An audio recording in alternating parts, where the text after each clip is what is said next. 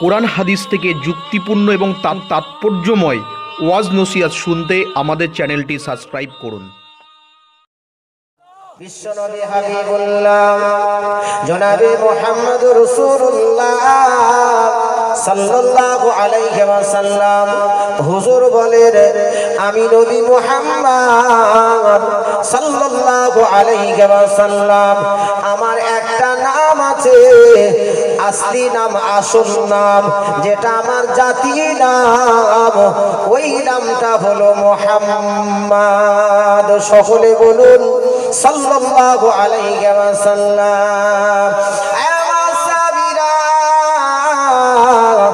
আমার সাহাবারা, আমি নবী মুহাম্মদ সাল্লাল্লাহু আলাইহি ওয়াসাল্লাম আমার ওই নামটা যারা মুখে বলবে, উচ্চারণ করবে, অথবা যারা কানে শুনবে, তারা যদি আমি নবীর উপরে দরুদ আর সালাম না পাঠ করে, তাহলে তাদের মতো বখিল কৃপণ আর পৃথিবীর জমিনে নাই।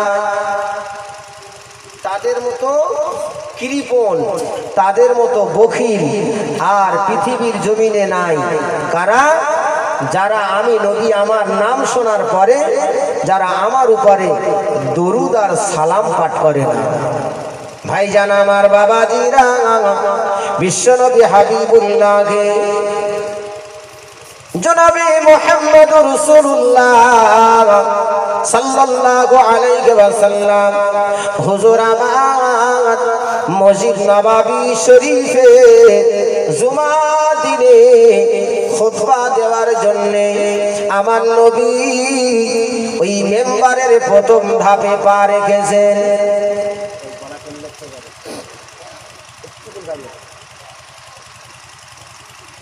আল্লাহ নবী আমার দিন দুনিয়ার বাদশাহ হাবিবুল্লাহ জনাবে মুহাম্মদ রাসূলুল্লাহ সাল্লাল্লাহু আলাইহি ওয়াসাল্লাম হুজুর আমার মসজিদ নববী শরীফের মেম্বারের উপরে প্রথম ধাপে পা রেখেছেন।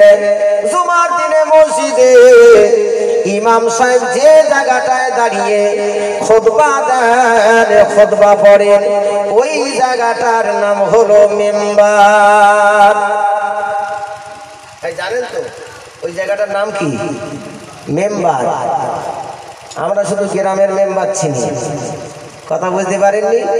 মসজিদে মেম্বার আছে আমরা জানি না। আর একটা জিনিস আছে মসজিদে, ইমাম সাহেব যে জায়গায় দাঁড়িয়ে নামাজ পড়ায়, যে জায়গায় দাঁড়িয়ে খুতবা দেয়, ওই জায়গাটার নাম হলো, মানে যেটা ধাপ, তিনটে ধাপ আছে না, এই ধাপ তিনটের মেম্বার বলে। কিন্তু ইমাম সাহেব যে জায়গায় দাঁড়িয়ে ইমামতি করেন, নামাজ পড়ান, ওই জায়গাটার নাম কি বলেন? ওই জায়গাটার নাম, হ্যাঁ, ওই জায়গাটার নাম হলো মেহরাব।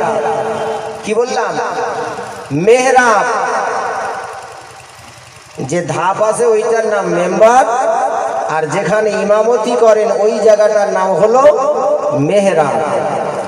আমার ভাইজানেরা, বাবাজিরা, মসজিদ সংক্রান্ত ব্যাপারে আমরা কোনো খোঁজ খবর রাখি না। আমরা ইমানদার মুসলমান বলে দাবি করি। ও ভাইজানেরা, বাবাজিরা, একটু গভীর মনোযোগ দিয়ে শুনবেন। আল্লাহ নবী আমার দিন দুনিয়ার বাদশাহ হাবিবুল্লাহ জনাবে মুহাম্মদ রাসূলুল্লাহ সাল্লাল্লাহু আলাইহি ওয়াসাল্লাম হুজুর আমার ওই মেম্বারের প্রথম ধাপে পা রেখেছেন। রাখার সঙ্গে সঙ্গে একবার আল্লাহুম্মা আমিন বলে উঠলেন। আল্লাহুম্মা আমিন এই শব্দটা হলো আরবি শব্দ, আরবি ভাষা, এটা আরবি ভাষা। তাই এই আরবি ভাষার একটা বাংলা অর্থ আছে তো ভাই? এর বাংলা অর্থ হলো, যখন হুজুর ইমাম সাহেব, বক্তা সাহেব যখন দোয়া করেন, রব্বানা আতিনা ফিদ দুনিয়া হাসানা ওয়া ফিল আখিরাতি হাসানা ওয়া কিনা আযাবান নার।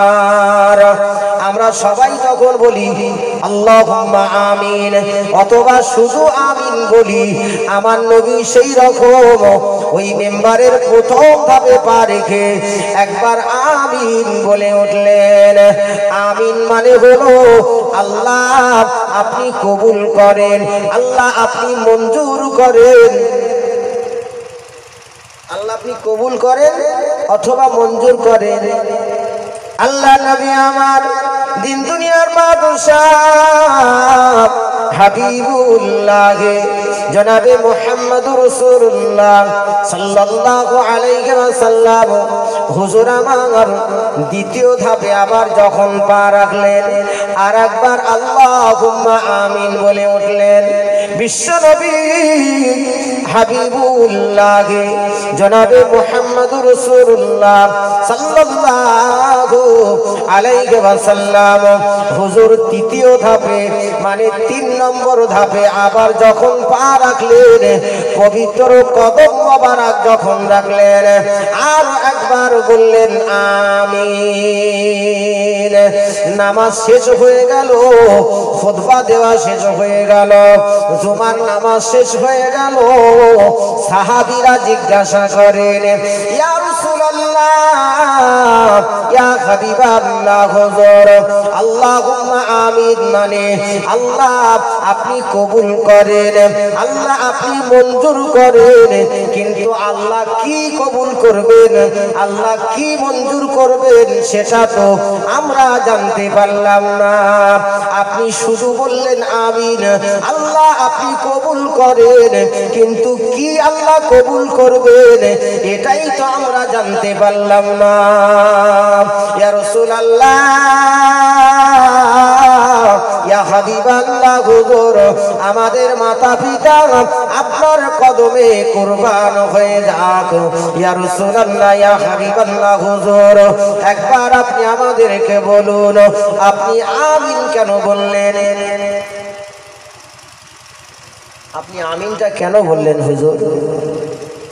আল্লাহ নবী আমার দিন দুনিয়ার বাদশাহ হাবিবুল্লাহ জনাবে মুহাম্মদুর রাসূলুল্লাহ সাল্লাল্লাহু আলাইহি ওয়াসাল্লাম হুজুর বলেন ও বাবা সাহাবীরা, ও বাবা সাহাবারা, আমি রাসূল যখন ওই মিম্বারের প্রথম ধাপে পা রেখেছিলাম, ফেরেশতা জিবরাইল ওই সময় আমার কাছে উপস্থিত হয়ে যায়।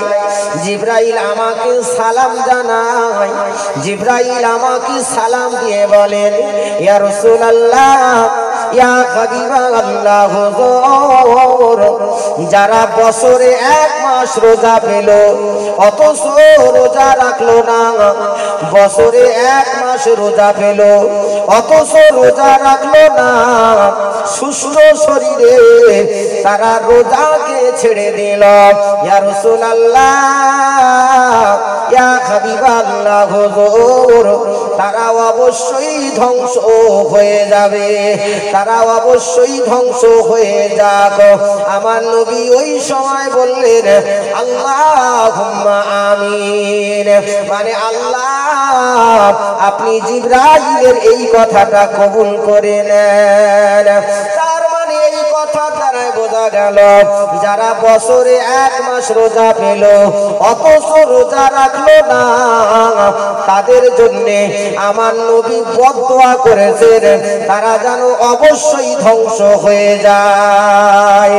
ও ভাইজানেরা, বাবাজিরা, আপনাদের জীবনে এখানে সব থেকে যার বয়স বেশি যদি 100 বছরে কোনো বৃদ্ধ থাকেন একটু হাত উঁচু করে বলবেন এই 100 বছরের ভিতরে আমাদের পশ্চিম বাংলাতে ফাল্গুন মাসের 13, 14, 15 তারিখে মুষলধারে পানি হয়েছে নাকি? এ পুকুরের পানি ও পুকুরে, ও পুকুরের পানি ছাপিয়ে এ পুকুরে চলে যাচ্ছে। 100 বছরের ভিতরে এই রকম পানি ফাল্গুন মাসের 13, 14, 15 তারিখে কি আপনারা 100 বছরের ভিতরে কেউ দেখেছেন? দেখেছেন কেউ? এখানে যত বয়স্ক মানুষ আছেন বলুন, হাত তুলে বলুন, দেখেছেন কেউ 100 বছরের ভিতরে? বা আপনাদের যা বয়স হয়েছে 70 বছর, 80 বছর, 60 বছর যা বয়স হয়েছে এর ভিতরে কোনোদিন দেখেছেন কোনো বছরে ফাল্গুন মাসে 13, 14, 15 তারিখে এইভাবে মুষলধারে বন্যা হতে দেখেননি? আমার ভাইজানেরা, বাবাজিরা, আজ কিছু মানুষ বলছে জামানা পাল্টে গেছে, যুগ বদলে গেছে।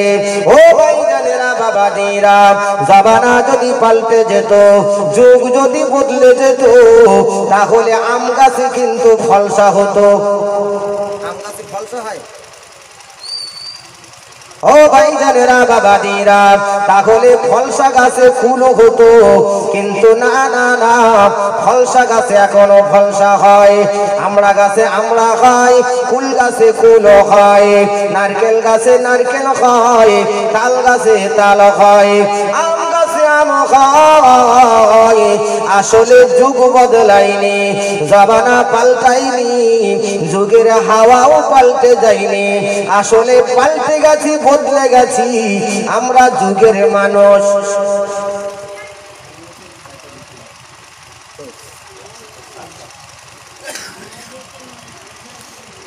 নারে তাকবীর, নারে তাকবীর।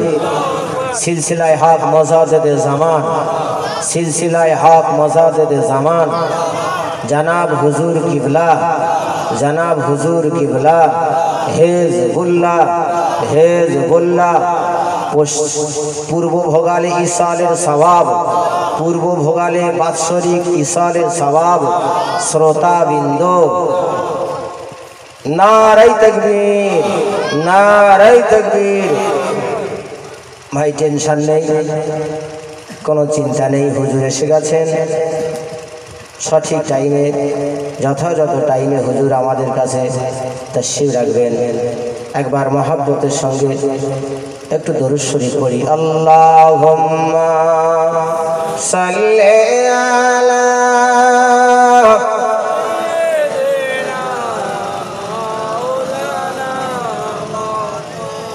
ভাই আশেপাশে এখনো যারা ইতিবিক্ষিপ্ত অবস্থায় ছড়িয়ে ছিটিয়ে আছেন, বাড়ি ঘরে বসে আছেন, ভাই মেহেরবানি করে এই প্যান্ডেলের ভেতরে চলে আসুন। অনেকেই ভাবছেন যে আমরা ঘরে বসে কিন্তু এই আওয়াজ শুনতে পাচ্ছি, ওয়াজ আমরা শুনতে পাচ্ছি। ভাই ঘরে বসে ওয়াজ শুনলে হবে না। আপনারা এই মুরগির ডিমে তা দেওয়া দেখেছেন তো? দেখেছেন ভাই? মায়েরা বোনেরা বেশি জানে। ওই একটা পাত্রে আপনার ডিম দিয়ে, মুরগি দিয়ে বসিয়ে দেয়। এই মুরগির পালকের বাইরে যদি কোনো ডিম থাকে ভাই, ও যদি 2 মাস ধরে থাকে, তারপরেও বাচ্চা ওঠে? বাচ্চা উঠবে না, ওই ডিমটা ঘোলা হয়ে যায়। ওই ডিমটা ঘোলা হয়ে যায়, খাওয়াও যাবে না, ওতে বাচ্চা উঠবে না, লাস্টে ফেলে দিতে হয়। কুকুরিও খায় না ওই ডিমটা, কুকুরই ছোঁয় না, এত গন্ধ হয়ে যায়, এমন খারাপ হয়ে যায়, কুকুরেও খায় না। কথা বুঝতে পেরেছেন? ব্যথা নেবেন না, দুঃখ নেবেন না ভাই। যারা বাড়িতে ঘরে রাস্তায় আছেন, মেহেরবানি করে এই মাহফিলের ভিতরে সবাই চলে আসুন। তো ভাই যে কথা বলছিলাম, আমার আল্লাহ পাক আল্লাহ তাআলা কোরআন শরীফের মধ্যে জানিয়েছেন,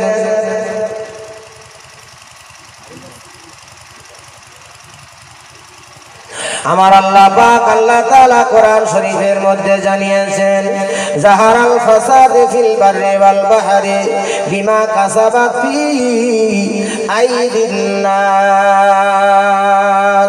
আমার আল্লাহ পাক, আমার আল্লাহ তাআলা জানিয়েছেন, জলে এবং স্থলে, ডাঙায় এবং এবং পানিতে যত বিপর্যয় ঘটে ওই বিপর্যয়গুলো সব তোমাদের হাতে তৈরি করা কর্ম। ও ভাইজানেরা, বাবাজিরা, আমার আল্লাহ পাক আল্লাহ তাআলা কোরআন শরীফের মধ্যে জানিয়েছেন, আল্লাযী খালাকাল মাউতা ওয়াল হায়াতা লিয়াবলুয়াকুম আইয়ুকুম আহসানু আমালা। আমার আল্লাহ পাক আল্লাহ তাআলা মানুষের হায়াত এবং মাউত দিয়েছেন, মাঝখানে একটা সময় আমার আল্লাহ তাআলা তাদেরকে নির্ধারণ করে দিয়েছেন, বেঁধে দিয়েছেন, যে সময়টা আমার আল্লাহ ছাড়া কেউ জানে না। আপনি কতদিন বাঁচবেন, আমি কতদিন দুনিয়াতে থাকব, এটা আমার আপনার জানার বাইরে আমার আল্লাহ তাআলা বেমালুম জানেন। ও ভাইজানেরা, বাবাজিরা, পৃথিবীর জমিনে যারা কলকারখানায় কাজ করে, যারা দিন মজুরি করে, যারা স্কুল কলেজে ইউনিভার্সিটিতে যারা শিক্ষকতা করে, প্রত্যেকের চাকরির একটা সময় আছে, তাদের ডিউটির একটা সময় আছে। 60 বছর বয়সের পরে তাদের চাকরি রিটায়ার হয়ে যাবে। তারা জানে 60 বছর বয়সের পরে আর চাকরি থাকবে না, তাদের 8 ঘন্টা ডিউটি করতে হবে। 8 ঘন্টা ডিউটির পরে তাদের ছুটি থাকে। এমন ফাঁকা করে জমিনে আল্লাহ পাক আল্লাহ তাআলা আমাদেরকে পাঠিয়েছেন। এই দুনিয়াতে আল্লাহ আমাদেরকে ছেড়ে দিয়েছেন, এই খেলার মাঠে আল্লাহ আমাদের খেলতে দিয়েছেন, কিন্তু কখন আল্লাহ এই প্লেয়ারকে খেলার মাঠে তুলে নেবে আমার আল্লাহ ছাড়া কেউ জানে না। কিন্তু কুল্লু নাফসিন যায়িকাতুল মাউত, আসলে মানুষের কিন্তু মৃত্যু হয় না, মানুষ মরে না। এই যায়িকা শব্দের অর্থ হলো মানুষ খালি মৃত্যুর স্বাদ চাখে, স্বাদ গ্রহণ করে। যেমন একটা ওসি সাহেব, একটা ভিডিও সাহেব এক থানা থেকে ট্রান্সফার হয়ে অন্য থানায় চলে যায়। একজন মাস্টার নদিয়ায় চাকরি করে, তার ভাঙড়ে বাড়ি, ও ট্রান্সফার হয়ে ভাঙড়ে কোনো স্কুলে চলে আসতে পারে। ওখান থেকে একটা দরখাস্ত করে সে ওখান থেকে একটা সই করে সে ভাঙড়ে আসতে পারে। আমার আল্লাহ পাক আল্লাহ তাআলা প্রথমে আমাদেরকে রেখেছিলেন আলামে রুহু জগতে, আলামে আরওয়াতে রেখেছিলেন, যেখানে শুধু রুহুদের বাস। আমার আল্লাহ তাআলা ওই রুহু জগৎ থেকে, আলামে আরওয়াত জগৎ থেকে আমার আল্লাহ পাক আল্লাহ তাআলা মায়ের গর্ভকে ভায়া করে পৃথিবীর জমিনে অর্থাৎ দুনিয়াতে পাঠিয়েছেন। আমার আল্লাহ তাআলা দুনিয়ার জমিনে আমাদেরকে রেখে দেবেন অতদিন পর্যন্ত। আল্লাহ তাআলা যতদিন পর্যন্ত আমাদের হায়াতকে নির্ধারণ করে পাঠিয়ে দিয়েছেন, আমার আল্লাহ তাআলা হায়াত আর মাউতের মাঝখানে একটা সময় দিয়েছেন। আল্লাহ তাআলা দেখতে চেয়েছেন এই পৃথিবীর মানুষেরা, আল্লাহর বান্দারা, আল্লাহ যে সমস্ত রুহুকে পৃথিবী জমিনে পাঠিয়েছেন, ওই সমস্ত রুহুরা কে কত ভালো কাজ করে যেতে পারে। স্কুলে শিক্ষক আপনার রেজাল্ট কিন্তু শিক্ষক দেয়, আর পরীক্ষার খাতায় কিন্তু লেখে ছাত্ররা। আজকের আমরা কিন্তু সবাই দুনিয়া করছি, দুনিয়ায় খেলাধুলো করছি, দুনিয়ায় যা করছি আমরা, আমার আল্লাহ পাক আল্লাহ তাআলা আমলনামা তৈরি করছেন। একদিন ওই স্কুল থেকে যেমন সার্টিফিকেট দেয় আমাদের মাধ্যমিক পাস, উচ্চ মাধ্যমিক পাস, আমার আল্লাহ তাআলা আমাদেরকে আমলনামা একটা দেবেন হাসরের মাঠে। ওই আমলনামাটায় আল্লাহ তাআলা লিখে দেবেন কে জান্নাতি আর কে জাহান্নামী, কে প্রমোশন পেয়েছে আর কে ফেল করেছে। আমার আল্লাহ তাআলা ওই আমলনামাটাই লিখে দেবেন। সেদিন আল্লাহ তাআলা ঘোষণা করবেন, তোমাদের সকলের আমলনামা তোমরা নিয়ে যাও। সকল মানুষেরা আল্লাহ পাকের দরবারে চলে যাবে আমলনামা নিতে। আমার আল্লাহ পাক সেদিন বলবে, বান্দা আমলনামা তোমাদের আমি দেব, তবে ডাইরেক্ট তোমাদের হাতে আমি দেব না। এই আমলনামা নিতে গেলে ও বান্দা দুটো জিনিস আমার সামনে দেখানো লাগবে। একটা হলো তোমাদের নবীকে সঙ্গে করে আনতে হবে, আর একটা তোমরা দুনিয়ার জমিনে কি আমল করেছো তার সাক্ষী দেখাতে হবে, সাক্ষী আনতে হবে যে আল্লাহ দুনিয়ার জমিনে আমি এই সৎ কাজ করেছি, সৎ আমল করেছি, তার সাক্ষী আনতে হবে। আর তোমাদের নবীকে এমন করে তোমাদের সাথে আনতে হবে, তাহলে আমি আল্লাহ পাক এই আমলনামাটা তোমাদের হাতে দেব, না হলে কিন্তু আমলনামা দেব না। ভাই এখন সকালবেলা এখানে ধরে নেন এখানে ঝড় বৃষ্টি হয়েছে, কারো ঘরের চাল উল্টে গেছে, দুটো তিরফুলের দরকার। মনে মনে ভাবছে সরকারি তিরফল আনবো। ভাই মনে করে সকালবেলা যদি পঞ্চায়েতে অথবা বিডিও অফিসে যায়, এমনি গেলি তিরফল দেবে? একটু কথা বলুন, তিরফল দেবে? কি বলবে? বিডিও বলবে তুমি কোন গ্রাম থেকে এসেছো, তোমাদের গ্রামের মেম্বারকে কি বলবে না, তোমাদের মেম্বারের একটা সিগনেচার, একটা সই আনো, অথবা একটা চিঠি আনো, অথবা মেম্বারকে সঙ্গে করে আনো, দুটো তিরফল দেবো। কথা বুঝতে পারেননি? আমার আল্লাহ তাআলা কিয়ামতের ময়দানে বলবে, বান্দা আমলনামা তোমাকে আমি দেব বটে, কিন্তু ডাইরেক্ট তোমার হাতে আমলনামা দেব না, তোমাদের নবীকে সঙ্গে করে আনতে হবে।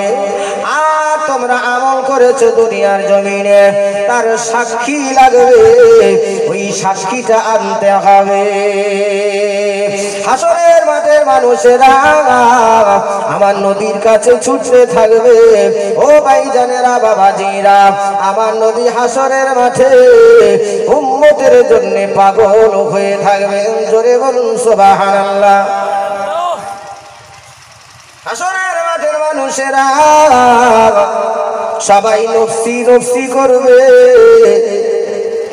আমার নবী সেদিন খালি বলবেন, উম্মতি উম্মতি উম্মতি ইয়া রাব্বি হাবলি উম্মতি। আল্লাহ আমার উম্মতের উপায় কি হবে?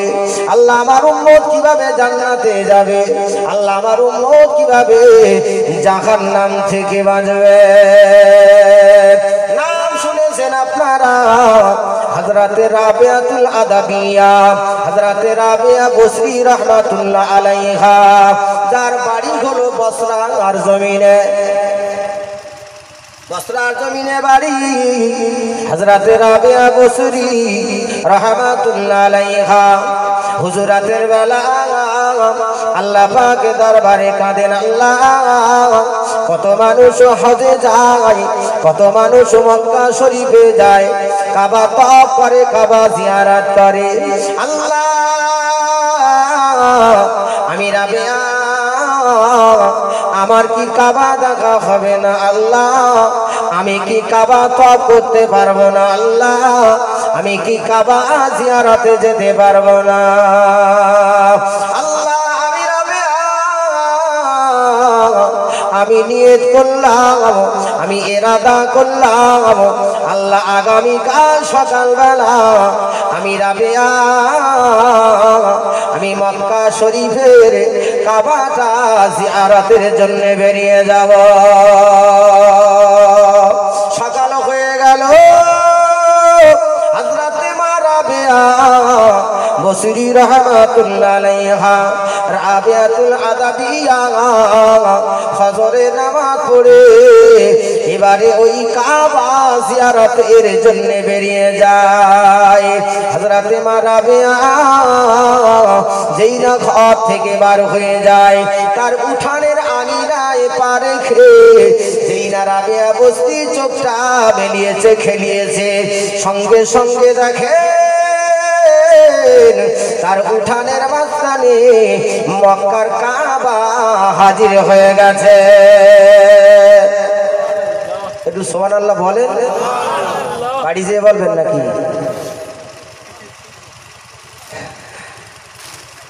বললুম জলসার 12টা বেজে গেছে, মানে ঘড়িতে 12টা বাজলি ভাই। আমার ভাই জানেরা বাবাজিরা, হযরতে মা রাবিয়াতুল আদাবিয়া রাবিয়া বসরি রাহমাতুল্লাহ আলাইহা, ও ভাই জানেরা বাবাজিরা, আমি সামনের দিকে আসতেছি, এমন কিছু কথাবার্তা আপনাদের ঘরে শোনাবো, আপনাদের কাছে শোনাবো ভাইজান, যে কথাবার্তা গুলো আপনারা হজম করতে পারবেন না, বদ হজম হবে। এমনি তো শরীর গরম হয়ে রয়েছে, 12টা পার হয়ে গেছে সকাল থেকে, মানে সন্ধ্যার পর থেকে। খালি পেটে থাকলে কিন্তু গ্যাস হয়, ডাক্তার বলছে খালি পেটে থাকলে গ্যাস হয়। অতিরিক্ত সময় যখন পার হয়ে যাবে, প্রত্যেক জিনিসের একটা সীমা আছে, যখনই সীমা লঙ্ঘন করবে তখন গ্যাস হবে।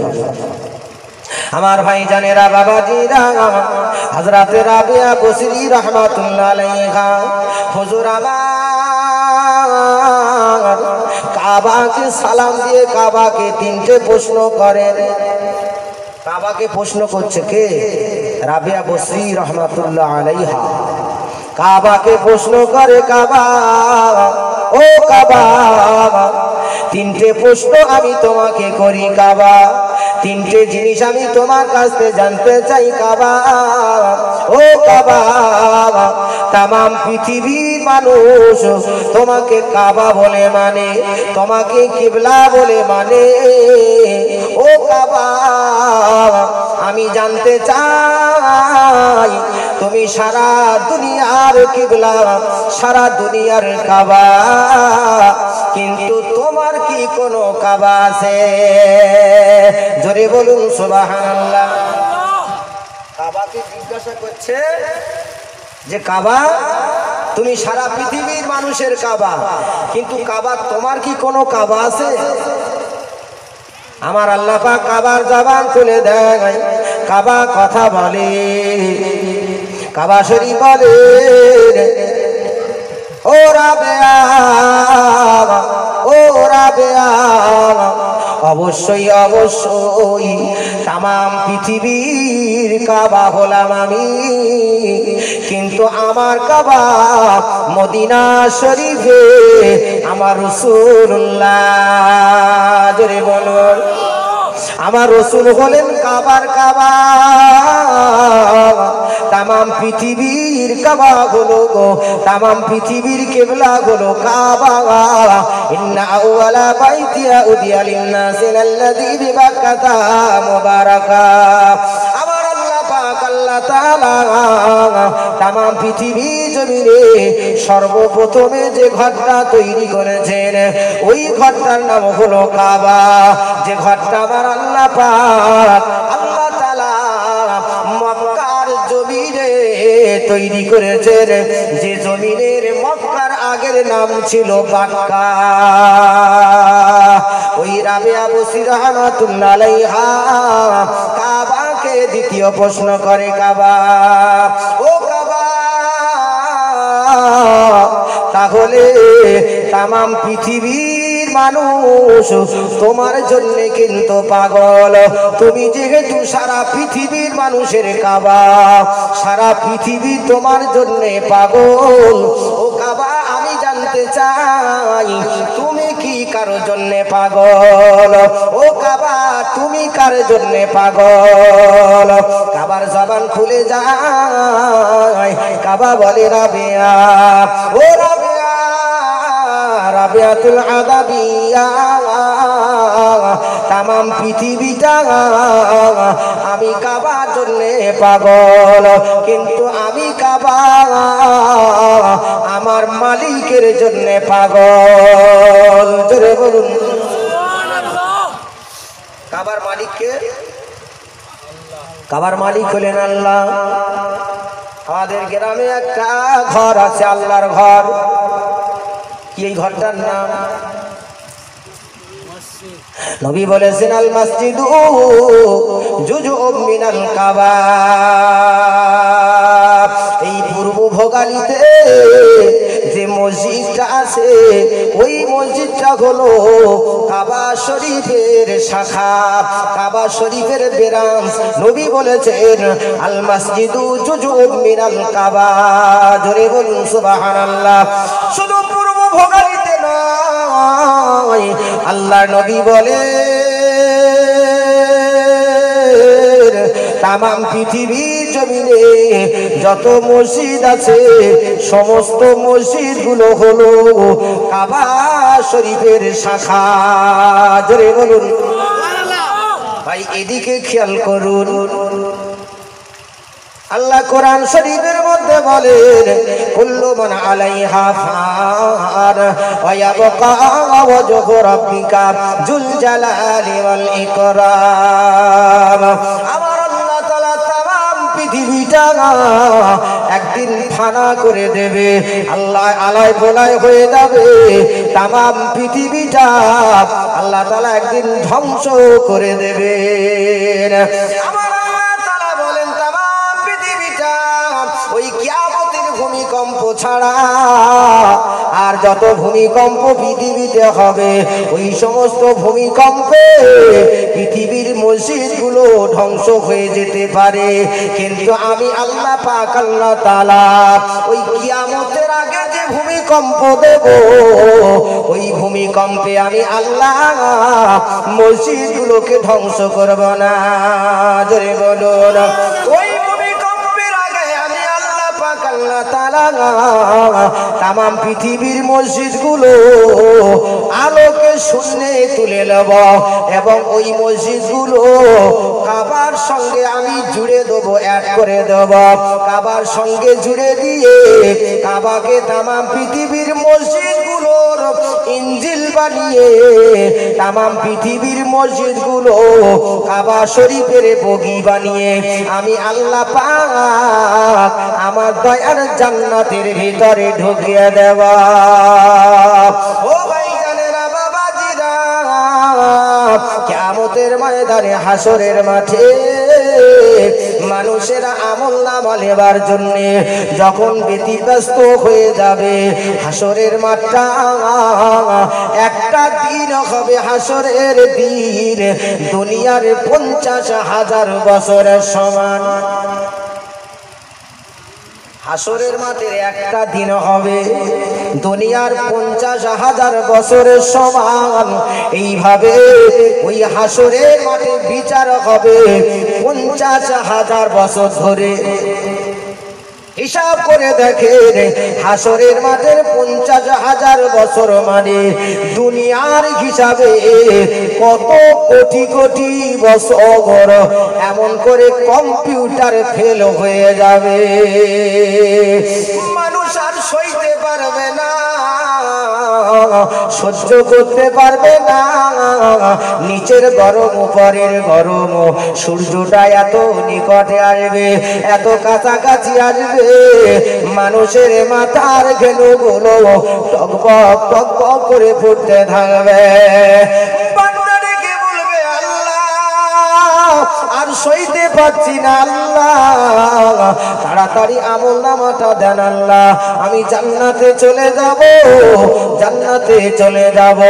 আল্লাহ তাআলা বলবে বান্দা দাঁড়া, বান্দা দাঁড়া, এত তাড়াতাড়ি জান্নাতে যাবি বান্দা? ও বান্দা, দুনিয়ার জমিনে তোমার বয়স ছিল 70 বছর, তোমার 80 বছর বয়স, তোমার 60-50 বছর বয়স। ওই 50 বছরে তোমার গ্রামের মুয়াজ্জিন সাহেব প্রতিদিন 5 বার করে ডেকেছে ওই জান্নাতের ভিতরে যাওয়ার জন্য। বান্দা, সেদিন তুমি জান্নাতের ভিতরে যাওনি। পৃথিবীর জমিনে যত মসজিদ আছে সমস্ত মসজিদগুলো হলো আল্লাহর জান্নাত। জোরে বলো ও ভাইজানেরা বাবাজিরা, যারা দুনিয়ার মসজিদ মসজিদে ঢুকেছে বেরিয়েছে, ঢুকেছে বেরিয়েছে, ঢুকেছে বেরিয়েছে। হাসরের মাঠে ওই মসজিদের দরজাগুলো তাদের সামনে চলে আসবে। ওই মসজিদের দরজাগুলো তাদের ডেকে ডেকে বলবে, ওগো আব্দুল্লাহ, ওগো সলিমুদ্দিন আব্দুর রহমান, তুমি কি আমাকে চিনতে পারছো না? ওরে ভোগালের মসজিদের মুসল্লিরা, তোমরা কি আমাকে চিনতে পারছো না? এই তো আমি সেই ভোগালের মসজিদে, এই দরজা থেকে তোমরা কি বুঝতে পারছো না? তোমরা যারা ভোগালের জমিনে থাকতে ঘন ঘন আমার ভিতরে গিয়েছো আর বেরিয়েছো, তোমরা বুক ফুলিয়ে তাড়াতাড়ি আমার ভিতরে চলে এসো। আর ওই মসজিদের দরজা দিয়ে ঢোকা মানে হলো আল্লাহর দয়ার জান্নাতে ঢোকা। জোরে বলো। কিন্তু এই জান্নাতে যারা যায়নি ভাই, তারা ওই জান্নাতের দরজা সেদিন দেখতে পাবে না, সেদিন দেখতে পাবে না। মজাটা তো সেই দিনই মজা বোঝা যাবে। আমার ভাই জানেরা, বাবা দিরা, তাই দুনিয়ার জমিনে যতদিন আছি ভাইজান, এই জান্নাতের দরজাটার সঙ্গে আমাদের ভালোবাসা প্রেম, এই জান্নাতের দরজা দিয়ে আমাদের যাত্রা রাখতে হবে। তাহলে হাসরের মাঠে আমরা জান্নাতের দরজা খুঁজে পাব। সেজন্যই তো বলা হয়েছে আসসালাতু মিফতাহুল জান্নাহ, নামাজ হলো জান্নাতের চাবি। একবার জোরে বলুন সুবহানাল্লাহ। নামাজ পড়বে যাদের থাকবে তারাই কিন্তু জান্নাতের দরজা দেখতে পাবে। মানে এই মসজিদটা, এই মসজিদের দরজাটাই তাদের সামনে কিয়ামতের ময়দানে ভেসে উঠবে। কিন্তু যাদের সঙ্গে মসজিদ আর নামাজের কোনো সম্পর্ক নাই, তারা ওই জান্নাতের দরজা খুঁজে পাবে না। ও ভাই জানেরা, বাবা দিরা, বিশ্ব নবী হাবিবুল্লাহ জনাবে মুহাম্মদুর রাসূলুল্লাহ সাল্লাল্লাহু আলাইহি ওয়াসাল্লাম হুজুরের কথা বলছিলাম। হযরত রাবিয়া বসরি রাহমাতুল্লাহ আলাইহা, তিনি কাবাকে প্রশ্ন করেছিলেন, ও কাবা, তামাম পৃথিবীর মানুষেরা তোমার জন্য পাগল, কিন্তু তুমি কার জন্য পাগল? কাবা বলেছিল, রাবেয়া, ও রাবেয়া, তামাম পৃথিবীর মানুষ আমি, তামাম পৃথিবীর মানুষ আমি কাবার জন্য পাগল, আর আমি কাবা আমার মালিকের জন্য পাগল, আমার আল্লাহর জন্য পাগল। জোরে বলো।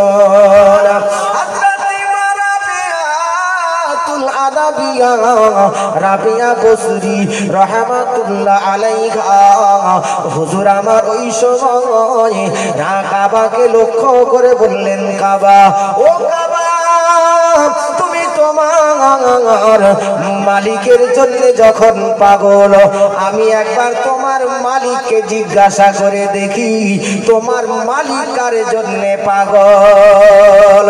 তাই রাবিয়া বসরি রাহমাতুল্লাহ আলাইহা তিনি মুরাকাবার ভিতরে চলে গেলেন। মুরাকাবার ভিতরে যে আমার আল্লাহর সঙ্গে ডাইরেক্ট কথা বলতে লাগলেন, আমার মাবুদ আল্লাহ, আজকের আমি কাবাকে প্রশ্ন করলাম যে কাবা,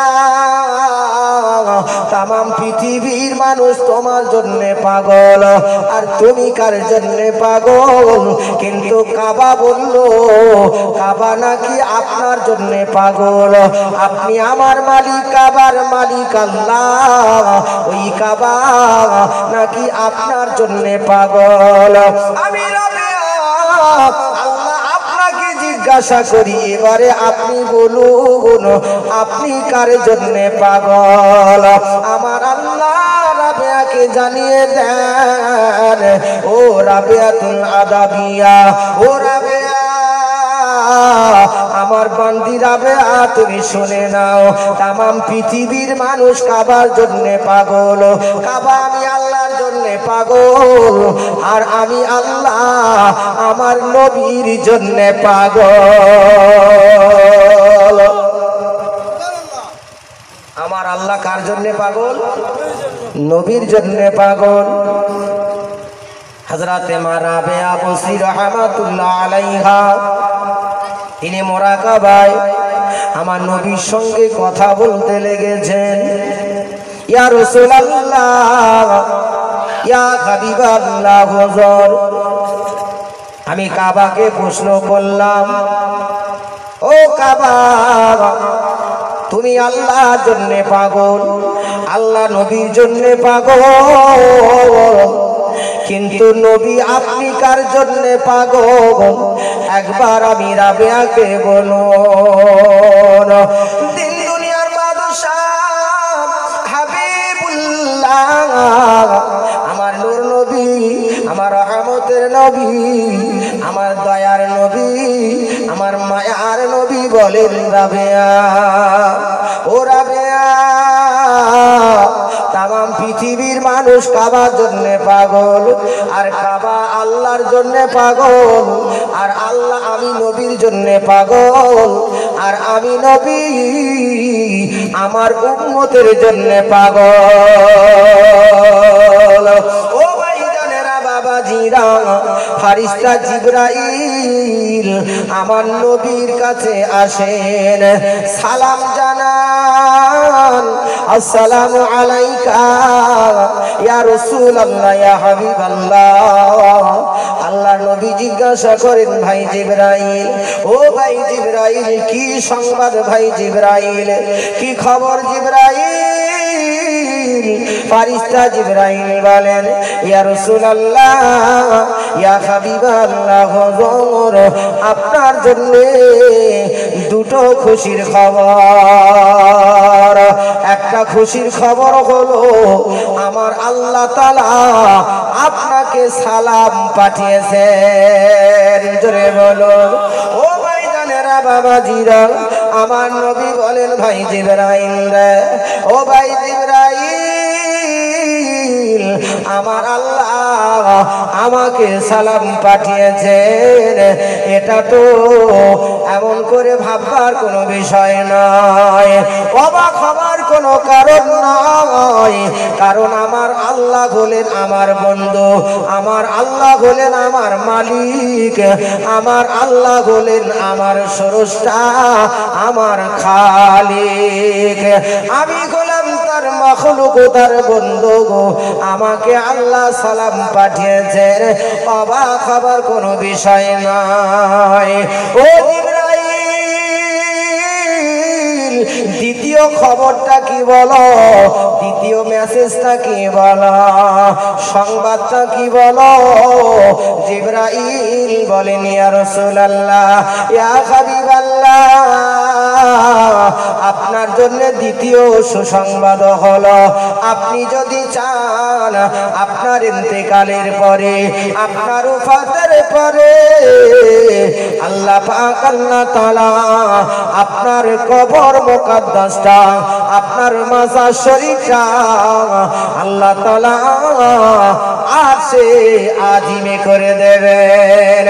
আল্লাহর বাড়িতে, স্বয়ং আল্লাহর বাড়িতে আপনার সমাধি স্থলটা হবে, আপনি যদি চান।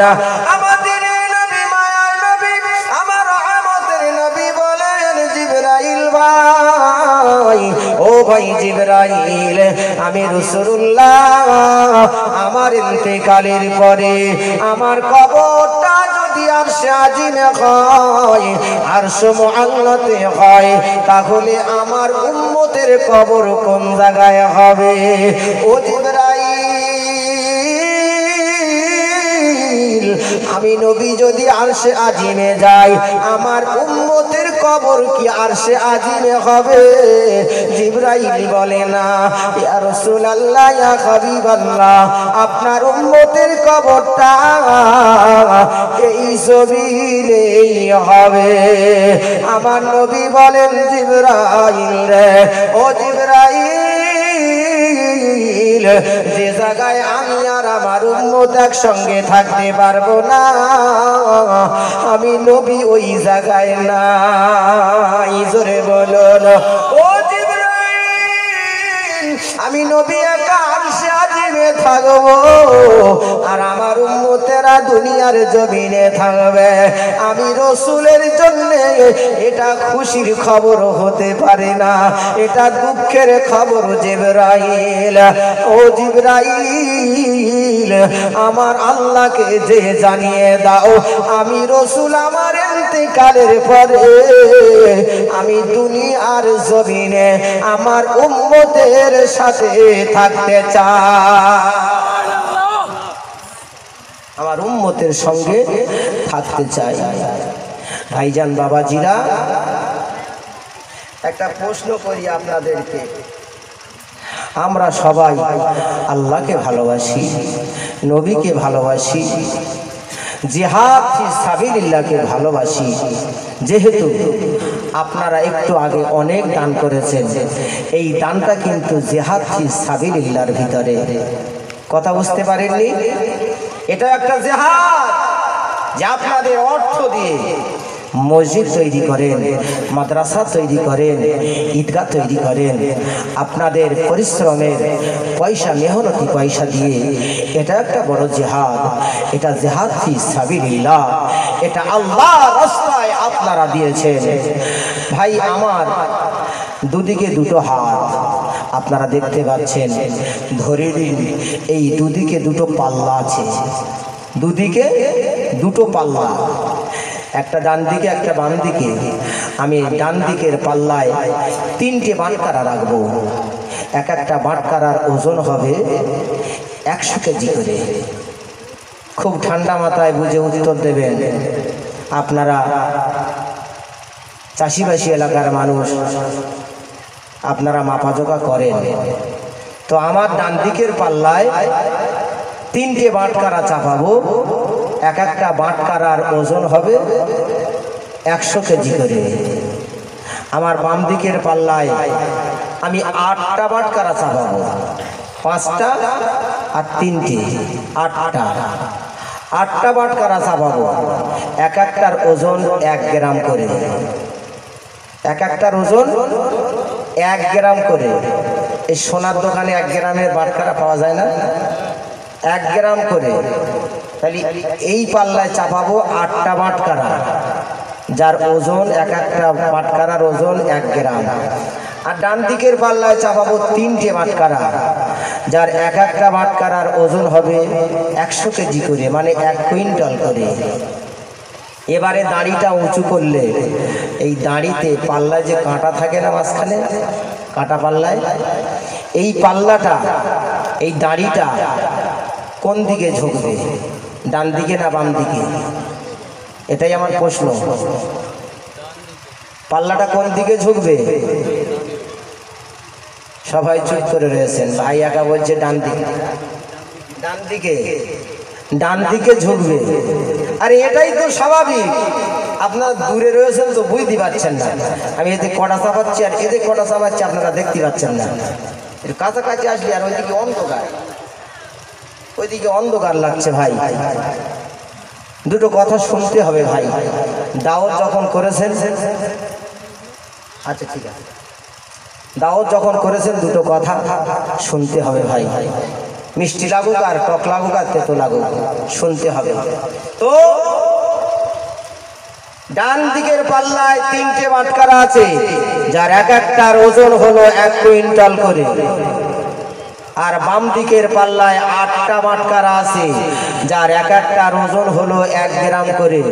পাল্লা তুললে স্বাভাবিকভাবে ডান দিকেই ঝোঁকাই নিয়ম, কারণ এদিকে 3 কুইন্টাল আছে, বাটখারা তিনটে হতে পারে কিন্তু ওজন 3 কুইন্টাল, আর এদিকে সংখ্যায় বেশি, বাটখারা 8টা কিন্তু 1 গ্রাম করে, মানে 8 গ্রাম। 8 গ্রাম। আমার ভাইজানেরা, বাবাজিরা, আমরা সবাই মুখে বলছি ডান দিকের পাল্লাটাই কিন্তু ঝুঁকে যাবে, এই ডান দিকের পাল্লাটা ভারী হবে, বাম দিকের পাল্লাটা হালকা হয়ে যাবে। এটা খালি মুখে বলছি, অন্তরে কিন্তু বলি না। মুখে যেটা বলছি এটা নাটক, এটা নাটক ছাড়া অন্য কিছুই নয়। বলবেন কিভাবে নাটক, এটা কিভাবে আমরা নাটক করছি? ও ভাইজানেরা, বাবাজিরা, আমি ডান দিকের পাল্লায় 3টে বাটখারা চাপিয়েছি। ওই 3টে বাটখারা যদিও আমার আল্লাহ রসুল এবং জিহাদের সঙ্গে বাটখারার কোনো তুলনা নাই, তুলনা নাই, তুলনা নাই। তারপরেও বলছি আমার আল্লাহ তাআলা একটা বাটখারা 100 কেজি ওজনের মহাব্বতের বাটখারা, আমার রাসূলুল্লাহ 100 কেজি ওজনের মহাব্বতের বাটখারা জিহাদ ফি সাবিলিল্লাহ, এই জিহাদ ফি সাবিলিল্লাহর মহাব্বতের এই ওজনের বাটখারা হলো 100 কেজির বাটখারা। এই 3টে বাটখারা 3 কুইন্টাল ওজন, 300 কেজি ওজন। আর এদিকে আমি আছি, আমার স্ত্রী, আমার ছেলে, আমার অর্থ সম্পদ, আমার ব্যবসা বাণিজ্য, আমার জানমাল, আমার অর্থ, ঘর বাড়ি, টাকা পয়সা সব একদিকে আছে, আর একদিকে আমার নবী আর আল্লাহ আর জিহাদ ফি সাবিলিল্লাহ থাকবে। তাহলে কোন বাটখারাটা ভারী হবে? আরে আল্লাহ রসুল আর জিহাদ ফি সাবিলিল্লাহ যে পাল্লায় থাকবে সেটা ভারী হবে তো। ও ভাইজানেরা, বাবাজিরা, যদি তাই হয়ে থাকে, আমার নবীর পাল্লা যদি ভারী হয়, তাহলে যারা বলছে নবীর পাল্লা ভারী হবে, এটা যদি অন্তর দিয়ে যদি আমি আপনি মানি, তাহলে নবীর সুন্নত মুখে দাড়ি আমরা কেউ কাটতে পারবো না। যদি দাড়ি কেটে আমরা যদি চেঁচে ফেলে দেই, চাষা না হয়ে যদি চাষা হই, তাহলে 8 গ্রামের পাল্লাটা কিন্তু ভারী হয়ে যাবে। এই কাঁটা যখন 8 গ্রামের দিকে ঝুঁকবে, তাহলে মনে করতে হবে এই পাল্লার মাঝখানে যে কাঁটা আছে, ওই কাঁটার কোনো ঈমান নাই, ওই কাঁটার কোনো ধর্ম নাই। আর ওই কাঁটা যখন 8 গ্রামের দিকে ঝুঁকবে, ও অটোমেটিক কিন্তু মার খাবে। আরে আসলে ঝোকার কাঁটার হেলার কথা কিন্তু ডান দিকে, আর কাঁটা যদি বাম দিকে হেলে, তাহলে ও কাঁটা তো এমনি মার খাবে। ভাই, এই গ্রিলের দোকানে যারা দরজা জানালা শাটার তৈরি করে দেখেছেন না? এই রডগুলো এরকম করে দেখে না, সোজা করে, যেখানে ব্যাকা থাকে সেখানে কি করে? হাতুড়ি মারে তো। এক চোখ দিয়ে দেখে, যেখানে ব্যাকা থাকে সেখানে হাতুড়ি মারে, লোহার হাতুড়ি, লোহার উপরে লোহা দিয়ে মারে। আমার ভাইজানেরা, বাবাজিরা, আজকের সারা পৃথিবীতে মুসলমান মার খাচ্ছে বেঈমানের কাছে, মুসলমান মার খাচ্ছে বেঈমানের কাছে। তার কারণ হলো মুসলমানের ডান দিকের পাল্লাটা হালকা হয়ে গেছে, বাম দিকের পাল্লাটা মুসলমান ভারী করেছে। মুসলমান বেশি দাম দেয় তার অর্থ সম্পদকে, মুসলমান দাম দেয় দুনিয়াকে, মুসলমান আখিরাতকে বেশি দাম দেয় না, বেশি মূল্য দেয় না। আমার আল্লাহ তাআলা বলে, তবে দাঁড়া, আমি বেঈমানদেরকে দিয়ে তোদের গুলি করে মারো। তোরা মসজিদে থাকবি তো কি হয়েছে, তোদের মসজিদে গিয়ে বেঈমানরা গুলি করে মারবে। আমার ভাইজানেরা, বাবাজিরা, খাজা বাবা গরিবে নামাজ আজমিরি সঞ্জারি রহমাতুল্লাহ আলাইহি হুজুর যখন আজমি শরীফে আসে, সেই সময় একদিকে গোটা রাজ্য একদিকে, আর একদিকে খাজা বাবা মাইনুদ্দিন চিশতি আজমিরি রহমাতুল্লাহ আলাইহি হুজুরকে কত চেষ্টা করলো আজমির শরীফ থেকে হটানোর জন্য, কিন্তু পিতিরাজ কি পেরেছিল নাকি? যত দলবল পাঠায় খাজা বাবা মাইনুদ্দিন চিশতি আজমিরি সানজারি রহমাতুল্লাহ আলাইহি হুজুরের কাছে তারা যায় আর খালি পাথর হয়ে দাঁড়িয়ে যায়। জোরে বলুন, তারা খালি যায় আর পাথর হয়ে দাঁড়িয়ে যায়। কেন? আমার আল্লাহ তাআলা বলছেন লিইলাফি কুরাইশ, সূরা কুরাইশটা আল্লাহ তাআলা সেই সময় অবতীর্ণ করেছিলেন। সূরা কুরাইশের শানে নজুল হলো ইলাফিহিম রিহলাতাশ শিতাই ওয়াস সাইফ।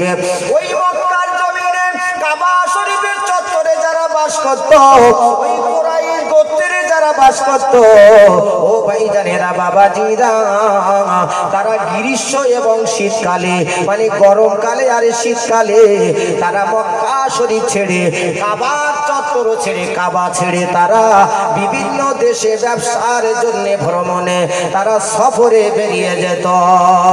সফরে যাওয়াটা তাদের একটা ফ্যাশন হয়ে গেল। সফরে যাওয়াকে তারা খুব ভালো মনে করত।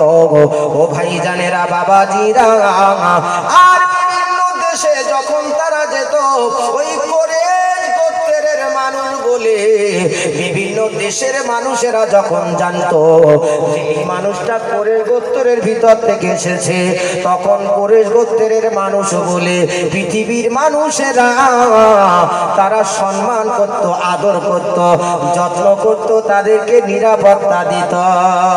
অথচ ওই কুরাইশ গোত্রের মানুষেরা তারা কাবার মালিকের তারা ইবাদত করত না। কাবার মালিক মানে আমার আল্লাহর ইবাদত তারা করত না। তখন আমার আল্লাহ তাআলা এই সূরাটা নাযিল করেছিলেন, ফালিয়াবুদু রাব্ব হাযাল বাইত। তোমাদের কি কর্তব্য নয়, তোমাদের কি উচিত নয় ওই ঘরের মালিকের ইবাদত করা? যে ঘরের ওসিলায় তোমরা সম্মান পাও, যে ঘরের ওসিলায় তোমরা ইজ্জত পাও, ওই ঘরের মালিকের তোমাদের কি ইবাদত করা উচিত নয়? ভাই আমার কেউ চেনে না সোনপুরীর বাজারে, আমার আব্বারে চেনে, আমার বাপেরে চেনে, মিষ্টির দোকানদার, মুদিখানার দোকানদার, সবজির দোকানদার, সবাই আমার বাপের চেনে। আমার বাপ একদিন যে পরিচয় করিয়ে দিয়েছে, তারপরে আমি বাজারে যাই, হ্যাঁ যে দোকানে যাই আমার বাপের পরিচয়ে আমাকে সবাই আদর কদর করে, মাল দেয়, ধার দেয়। ভাই সেই বাপের যে বাপের ওসিলায় সোনপুরের দোকানদাররা আমাকে চিনলো, আমাকে সম্মান ইজ্জত করলো, আমাকে ধারে মাল দিল, আদর কদর করলো, আর আমি যদি সেই বাপের যদি লাথি মারি বাড়ি গিয়ে, বাপ আমার চিনি পানা দেখবে নাকি? হ্যাঁ, বাপ আমার জন্য বদদোয়া করবে না? আমার ভাইজানেরা বাবাদিরা, আমার আল্লাহ তাআলা বলছেন ফালিয়াবুদু রাব্বাকা হাযাল বাইত। এখানে বাইতুল মানে হলো ঘর, ওই ঘরের কথা আল্লাহ বললেন, কাবা ঘরের কথা। ওই কাবার মালিকের ইবাদত করা কি তোমাদের জন্য উচিত নয়, কর্তব্য নয়? আল্লাযী আত'আমাহুম মিন জু'ইন ওয়া আমানাহুম মিন খাউফ। যে ঘরের মালিক তোমাদেরকে ক্ষুধা লাগলে খাদ্য দেয় এবং ভীতির সময় নিরাপত্তা দেয়, একবার জোরে বলুন সুবহানাল্লাহ। তাহলে এখানে সারাংশ কি বোঝা গেল? ও ভাইজানেরা বাবাজিরা, যদি আমরা ওই ঘরের মালিক অর্থাৎ আমাদের পূর্ব ভোগালীতে যে মসজিদ আছে, এই মসজিদের মালিক হলেন আমার আল্লাহ, তাহলে এই মসজিদের মালিকের যদি আমরা ইবাদত করি, আল্লাহ আমাদের দুটো জিনিস দেবেন। একটা হলো আমাদের আমাদের যখন ক্ষুধা লাগবে আল্লাহ আমাদের খাদ্য দেবেন, আমাদের যখন টাকার দরকার আল্লাহ টাকা দেবেন, আমাদের গাড়ির দরকার আল্লাহ গাড়ি দেবেন, আমাদের বাড়ির দরকার আল্লাহ বাড়ি দেবেন। ও ভাইজানেরা বাবাজিরা, আচ্ছা এটা কি বিশ্বাস হচ্ছে আপনাদের যে আল্লাহর ইবাদত করলে আল্লাহ এইসব দেবে? আরে আল্লাহ কোরআন শরীফের মধ্যে বলছেন মানে দেবে। ইন্নাকা লা তুখলিফুল মিয়াদ। আমরা এই আযানের শেষে দোয়া পড়ি না, আল্লাহুম্মা রাব্বা হাযিহিদ দাওয়াতিত তাম্মা ওয়াস সালাতিল কাইমা আতি মুহাম্মাদানিল ওয়াসিলাতা ওয়াল ফাদিলা ওয়া বা'আসুহু মাকামান মাহমুদান আল্লাযী ওয়া'আদতা ইন্নাকা লা তুখলিফুল মিয়াদ। ওই যে শেষের বেলা আমরা বলছি ইন্নাকা লা তুখলিফুল মিয়াদ, নিশ্চয়ই আমার আল্লাহ ভঙ্গ করেন না তাহার অঙ্গীকার। জোরে বলুন সুবহানাল্লাহ।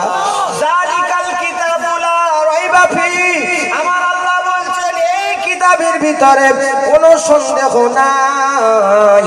একটা যাত্রা পরিমাণে, একটা চুল পরিমাণে, অনু পরিমাণে এই কিতাবের ভিতরে কোনো সন্দেহ নাই।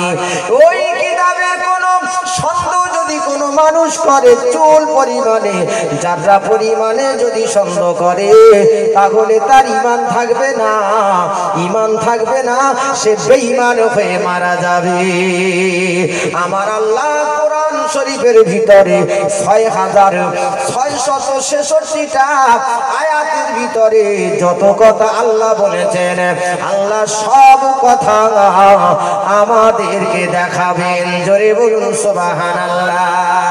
ও ভাইজানেরা বাবাজিরা, তাহলে কিয়ামতের ময়দানে আমার আল্লাহ পাক, আল্লাহ তাআলা বান্দাদিগকে যখন বলবেন, বান্দারে আমি ডাইরেক্ট তোমাদের হাতে আমলনামা দেব না, দুটো জিনিস তোমাদের লাগবে। একটা হলো তোমাদের নবীকে সঙ্গে করে আনতে হবে, আর একটা তোমরা যা ইবাদত আমল করেছো তার সাক্ষী আনতে হবে, তার সাক্ষী আনতে হবে। ভাই বাবাজিরা, কি ওয়াজ আপনাদের কাছে করব? আমরা পৃথিবীর মানুষ বলছি, আমরা নামাজ পড়ি না তো কি হয়েছে? আমাদের ঈমান ঠিক আছে, মন আমাদের ঠিক আছে, একটা কিছু তো বলতেই হবে।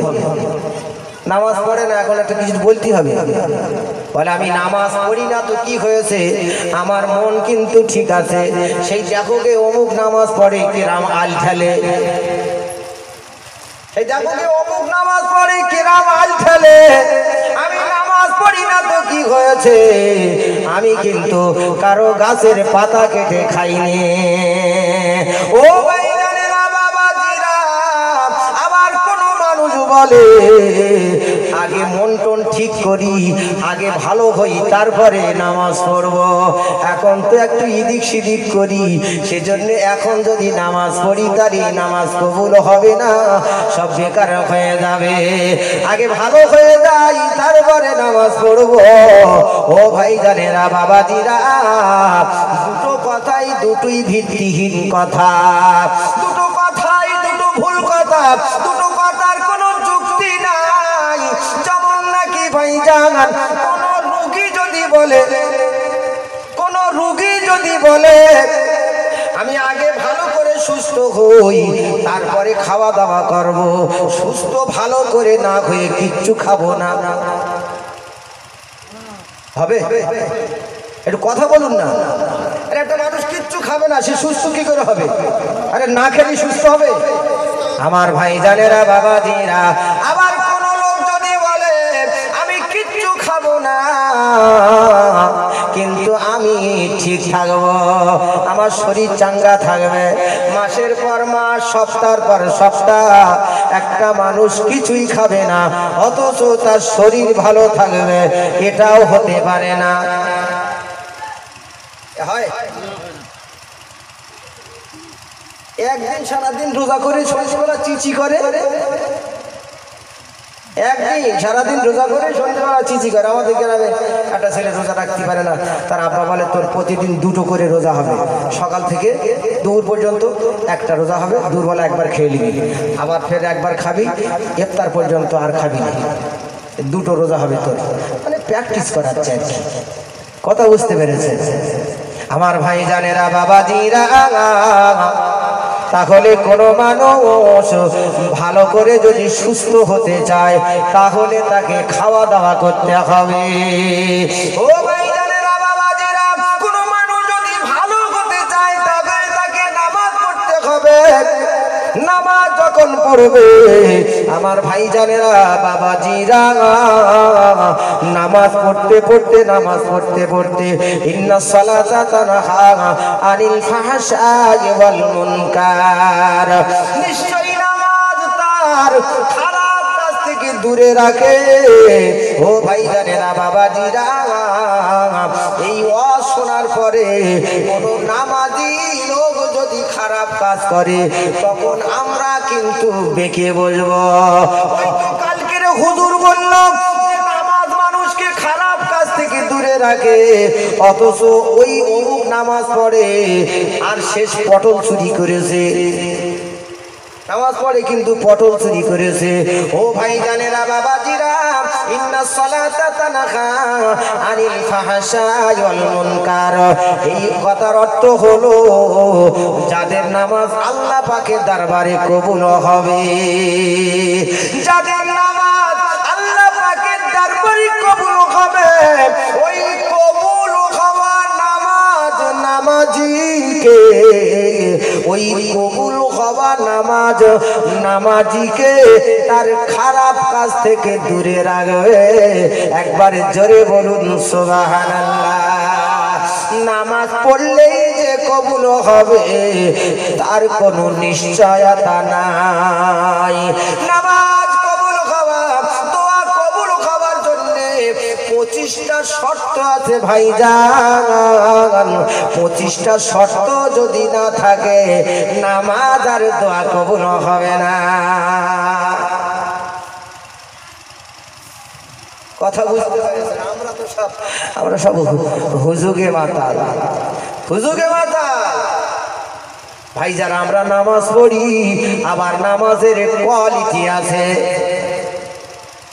নামাজের কোয়ালিটি শুধু নামাজের কোয়ালিটি নয়, নামাজের কোয়ালিটি আছে, হাজির কোয়ালিটি আছে, বক্তার কোয়ালিটি আছে, শ্রোতাদের কোয়ালিটি আছে। ভাইজান আজকের বাজারে আপনি যে মাল কিনতে যাবেন সব কোয়ালিটি আছে, আছে না?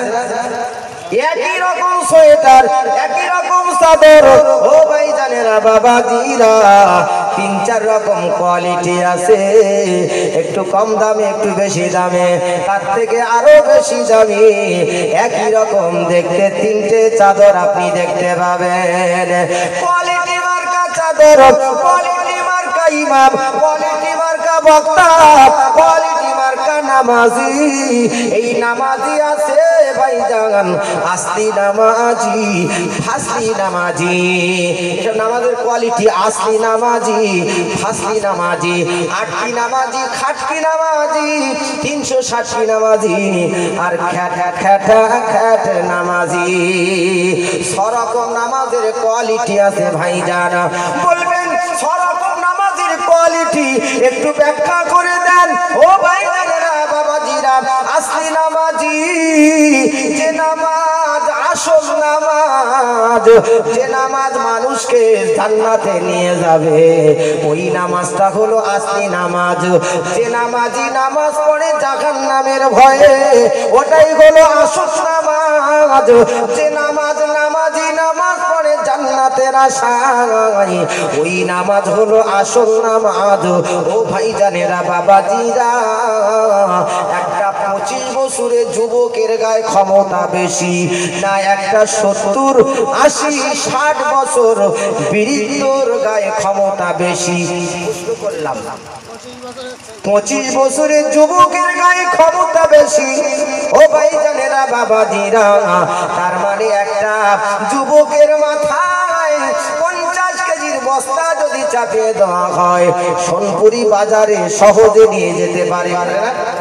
ও ভাই জানেরা বাবাজিরা, একটা 70 বছরে একটা বাবাজির মাথায় যদি 50 কেজি ওয়েটের একটা বস্তা যদি আলুর বস্তা চাপিয়ে দেওয়া হয়, ওই বাবাজি কিন্তু সোনপুরি নিয়ে যেতে পারবে না, কিছু দূর যাবে ধপাস করে ফেলে দেবে।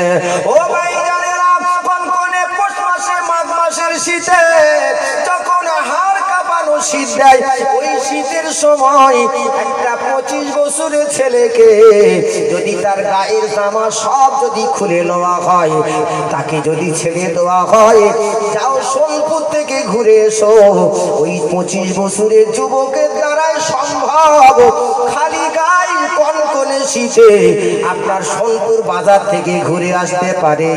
কিন্তু একটা বৃদ্ধ মানুষ যার বয়স হয়েছে 70 বছর 80 বছর লাঠি নিয়ে বেড়ায়, কেঁপে কেঁপে বেড়ায়, ওই মানুষটাকে যদি গায়ের জামা খুলে তাকে ছেড়ে দেওয়া হয়, একটু খালের ধার থেকে ওই আপনার কেবি 22 বাস স্ট্যান্ড থেকে ঘুরে এসো, না না না, পারবে না, পারবে না, রাস্তায় পড়ে যাবে, জড়সড় হয়ে যাবে, আড়ষ্ট হয়ে যাবে। ও ভাই জানেরা বাবাজিরা, তাহলে সহ্য ক্ষমতা বেশি একজন যুবকের একটা বৃদ্ধের থেকে? আপনারা বলুন, আমাদের এলাকার যত মসজিদ আছে, এই মসজিদে পৌষ মাসে মাঘ মাসে কনকনে ঠান্ডার সময় ফজরের নামাজে কারা আসে? কারা আসে নামাজ পড়তে ফজরের নামাজে মসজিদে? বুড়োরা আসে না? তাহলে এখানে কি প্রমাণ হচ্ছে? যুবকের গায়ে ক্ষমতা আছে? যুবকের ঠান্ডায় উঠতে পারে না, ওর কেতা লেগ, হ্যাঁ, একটুখানি হাওয়া ঢুকতে ওরে বাবা রে কি ঠান্ডা, আর বুড়ো লোকটা যাচ্ছে মসজিদে নামাজ পড়তে, তার মানে কি ওর গায়ে কি ক্ষমতা কম?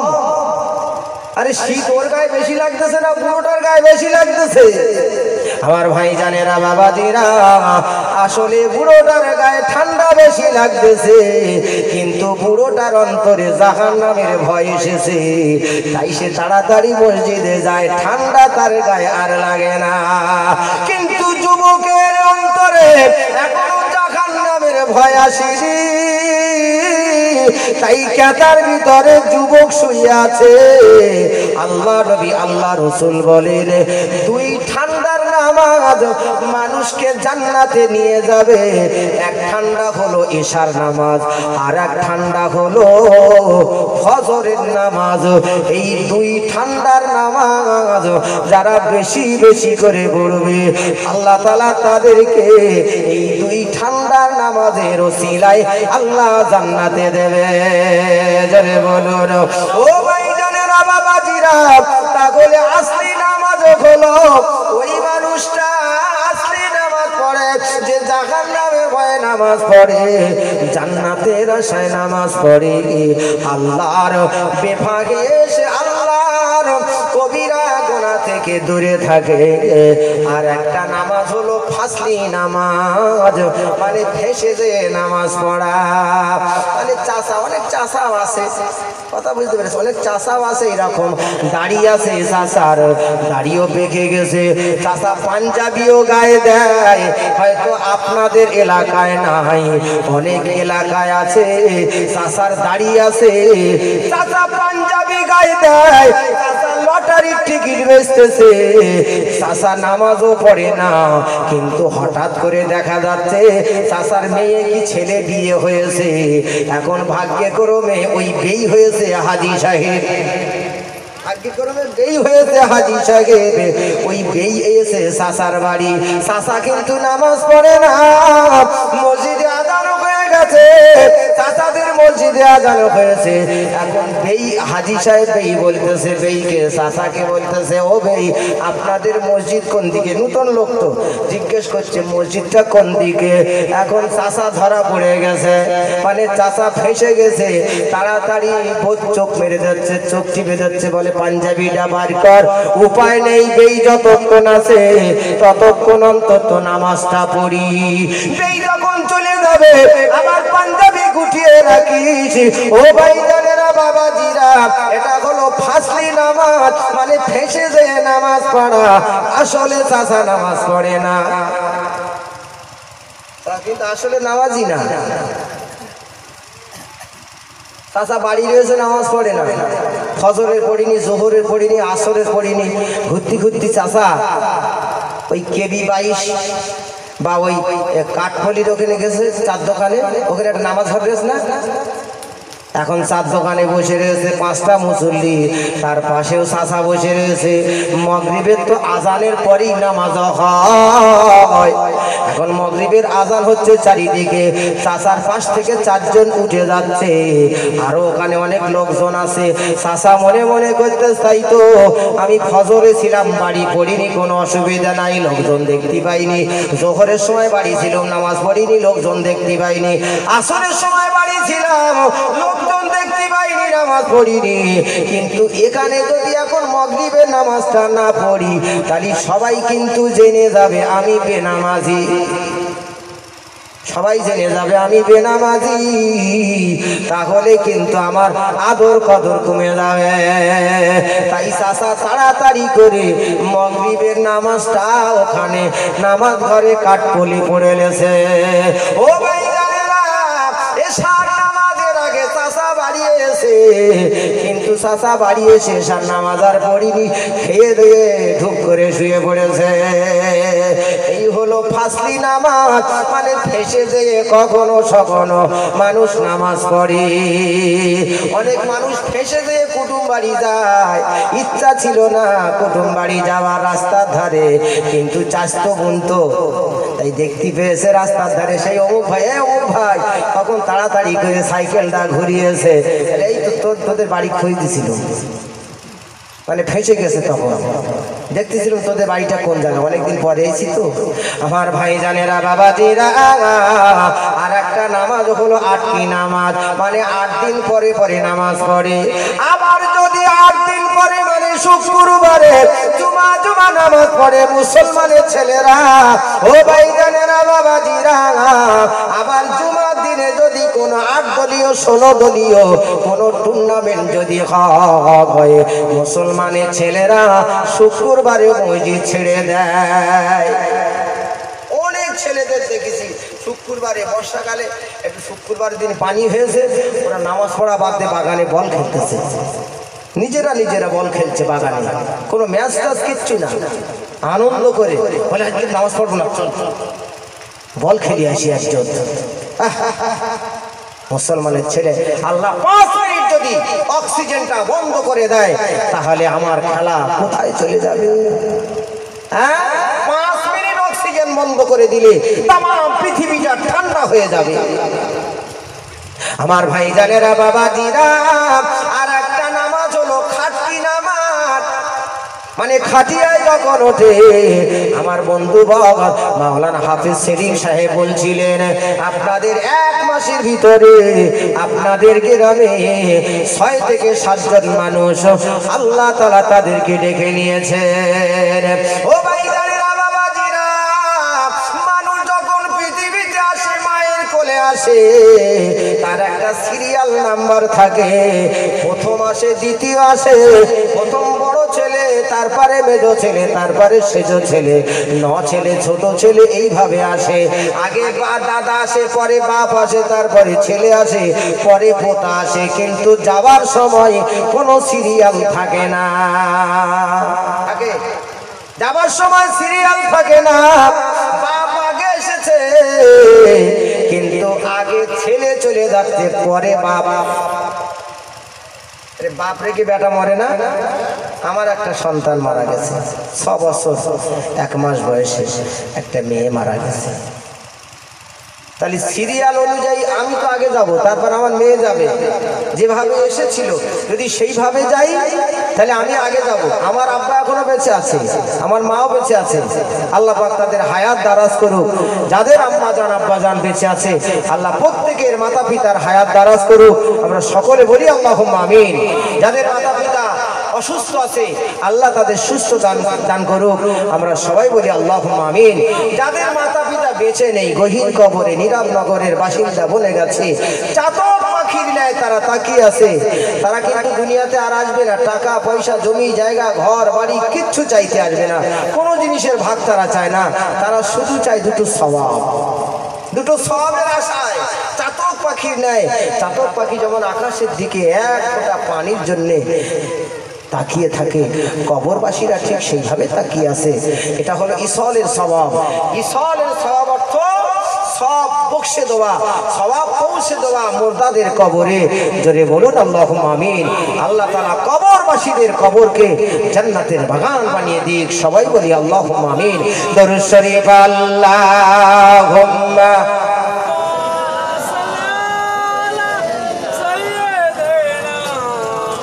মাওলানা মুহাম্মদ ওয়া আলা আলি সাইয়্যিদিনা।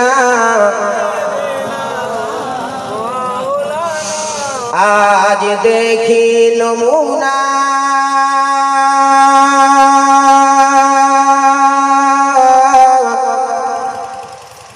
আজ শুনি বর্ণনা,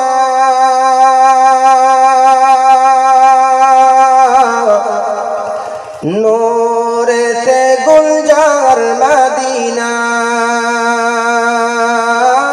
নূরেতে গুলজার মদিনা। নারে তাকবীর, নারে তাকবীর। সিলসিলায় হক মুজাদ্দিদে জামান, সিলসিলায় হক মুজাদ্দিদে জামান জনাব হুজুর কিবলা।